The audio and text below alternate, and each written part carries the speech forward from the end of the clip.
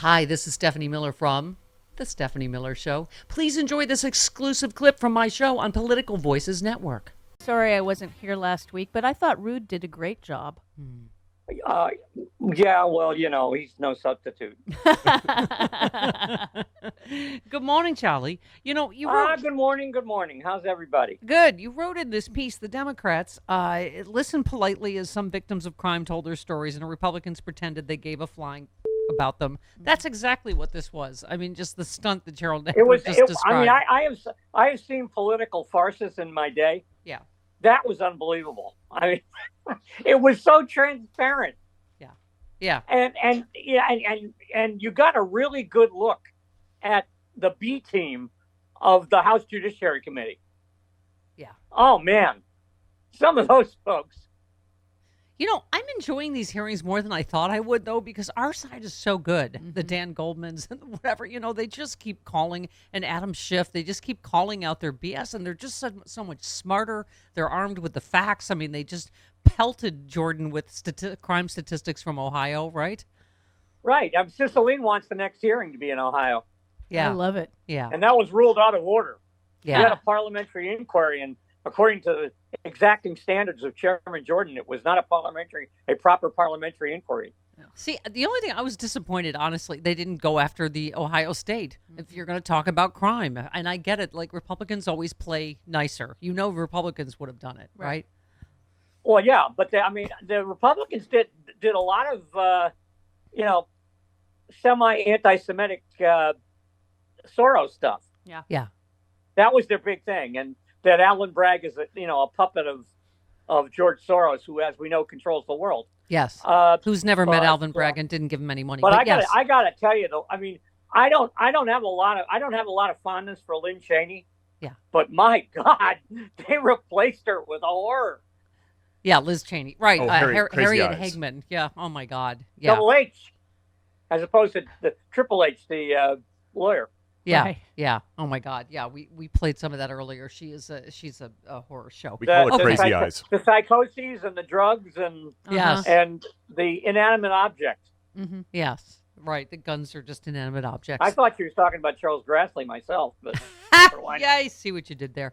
Okay, let's talk about. You wrote another day, another adventure in Clarence Thomas' finances, and you said, "I swear to Almighty God, I think we're a week or so away from discovering the storm on the Sea of Galilee is hanging over on the wall in the foyer belonging to Justice Thomas." Damn me if there doesn't seem to be a news story every day about how he finagled his financial disclosure rules covering people in his job. I mean, I'm happy to, at least that it looks like they're going to do ethics hearings. Because I'm tired of us saying, well, John Roberts should do something. He's not going to do anything, right? So at least... Well, that's because he's working in a food truck on National Mall. Is he? That's what you reported that. He's hiding out selling jerk chicken. See, there's little known details that only you know to report. So you said it takes... Absolutely. He served me up an Italian ice and some jerk chicken the other day. It was nice. You said it takes little effort to understand the ethical morass that is the ongoing bromance between Justice Thomas and collector of Hitler merchandise Harlan Crow, but it's not hard to understand reporting revenue from a company that hasn't existed for 17 years.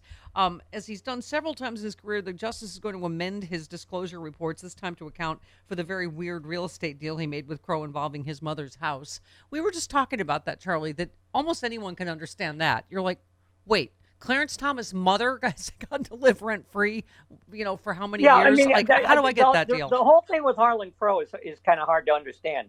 But claiming you're getting money from a company that doesn't exist anymore, everybody understands that. Right. Okay? Everybody understands that that's wrong. Right. Right. It's gotten to be ridiculous now. It's a steady drumbeat, and this is just Clarence Thomas. Yeah. I mean, I want people to remember that Antonin Scalia died on one of those junkets. Yep.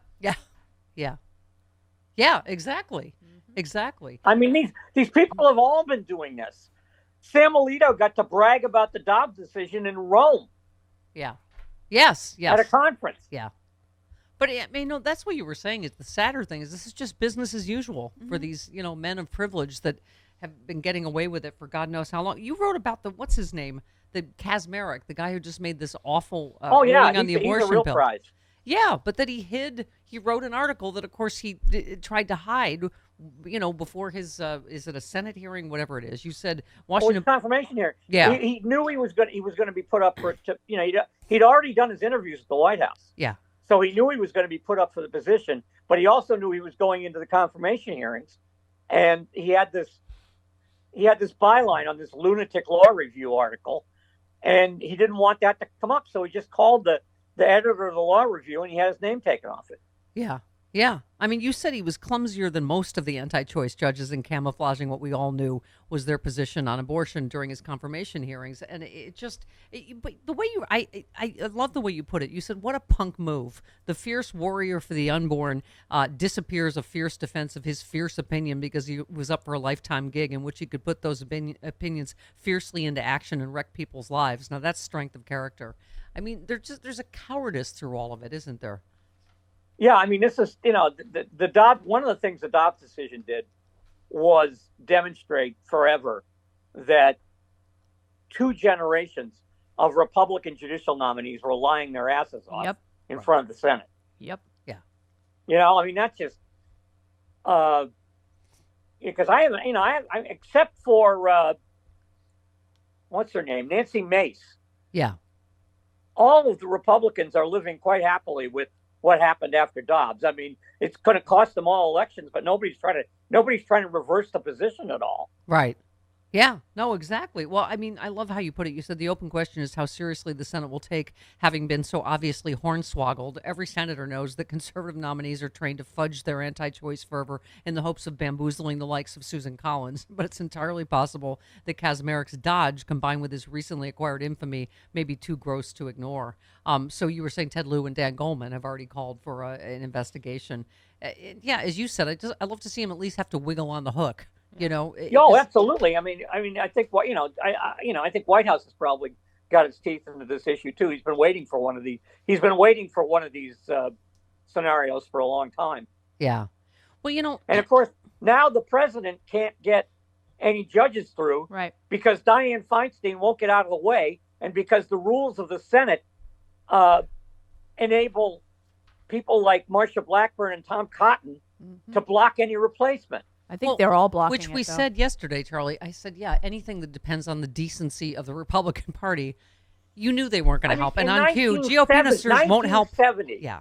Because I just looked this up. In 1970, Pope Paul VI took the voting privileges away for subsequent conclaves of any cardinal who was over 80 years old. The United States Senate is behind the times compared to the Roman Catholic Church on this. Yeah. Roll that around in your head. Yeah. Well, we were saying earlier, I think it was Norm Ornstein said that, you can't count on any, even just basic decency they would have given to a colleague that's out ill. Like, you knew they were going to be. But, Kirsten Gillibrand is running the ball for Feinstein, too. I mean, there's a split among the Democrats about it. Right. Yeah, and I understand it. I understand Nancy Pelosi saying you haven't seen this kind of standard with a man, or Chuck Grassley, as you mentioned, who is 11 billion years old. But, I think it's not just the shingles. It's that there have been a number of stories about her, I don't know what you want to call it, mental state, I guess. Yeah.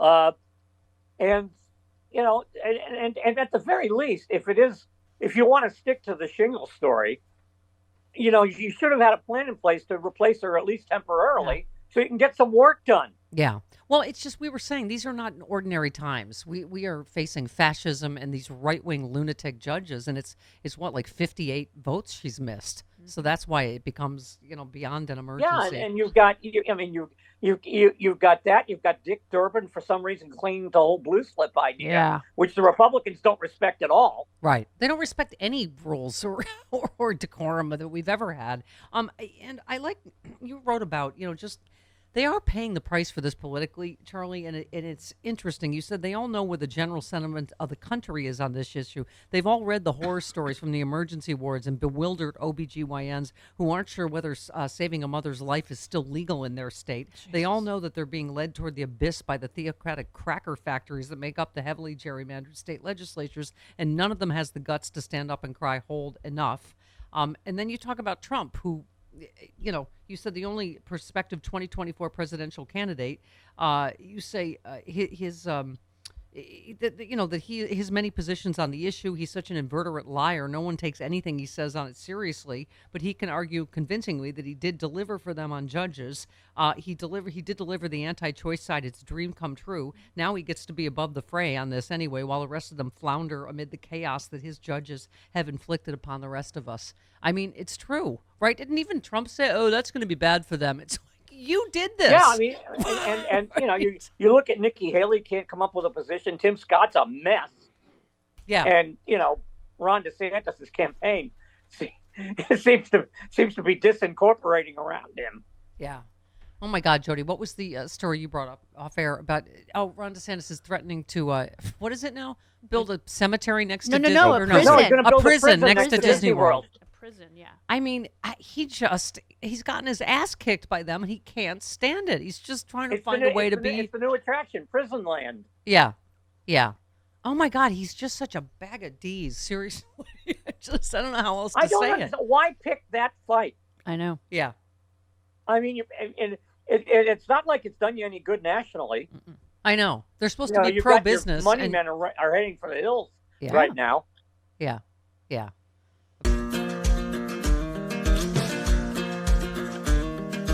Republicans say they won't cut Social Security, Medicare, or Medicaid. But can honest, hard-working middle-class Americans really believe what these politicians say?